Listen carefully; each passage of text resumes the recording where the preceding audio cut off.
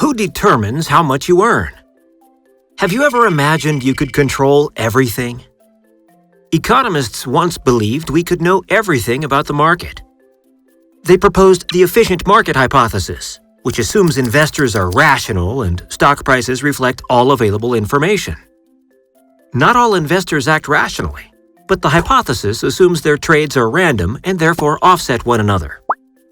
Not all irrational actions are random, but the hypothesis predicts rational traders who spot arbitrage opportunities in the market will eliminate the action's impact. We may also wonder how a rational actor makes decisions in the face of risk. The expected utility theory offers a potential answer. This hypothesis believes people tend to make choices based on expected utility. Let's look at an example. Suppose there are two possible scenarios. One is that you have a 20% possibility of getting nothing and an 80% possibility of earning $100,000. The other is that you have a 50% possibility of earning $60,000 and a 50% possibility of getting $90,000. If we take the money earned as your utility, the two scenarios' utilities will be 80% times $100,000 equals $80,000, and 50% times $60,000 plus 50% times $90,000 equals $75,000 respectively. A rational person would definitely opt for the first one for its greater utility. Ideally, this is what the market should look like. Now, welcome to the real world. The market may not be as efficient as we assume.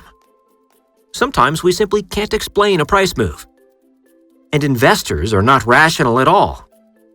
For example, you may have heard of Black Monday on October 19, 1987. New York Times called it the worst day in Wall Street history. On that day, global stock markets plummeted, with the Dow Jones Industrial Average falling by 22.6%. Even till today, reasons behind such a catastrophe cannot be fully explained. Markets are complex. What's even more complex are those who trade in them. Realizing this, Kahneman Tversky and Daniel Kahneman formulated the prospect theory. They applied psychology to economics to explain how people make decisions under uncertainty. Professor Kahneman was awarded the 2002 Nobel Prize for his work on this theory. What does it tell us? First, people have their own set of rules to weight and value things. After evaluating all the choices, they tend to pick the one with the highest perceived value. The perceived value is closely related to reference points.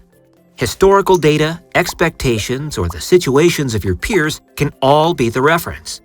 For example, suppose you expect your house, purchased at $100, would rise to $300 in a short time. Then a current $200 bid would not be attractive to you. Reference points can also be affected by gains, losses, and probability. On the one hand, people prefer choices that can preserve their wealth.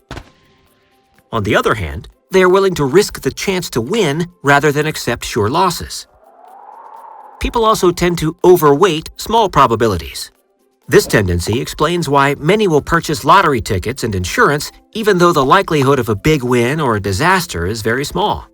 Now you may get a sense of how complicated decision-making is.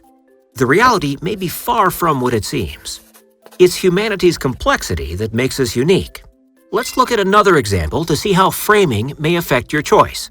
One description is that the strategy's annualized rate of return in 8 decades is 10%. The other is that the strategy can turn your initial investment of $10 into $20,480 in 8 decades. Your perception of these two statements may be strikingly different, but actually, they are the same option presented in two ways. So how is an investment decision made exactly? It is not easy at all. Physiological factors, emotion, cognition, acquired information, information processing, reaction, and your understanding of human nature and yourself all matter. Now we may finally answer the question raised at the beginning.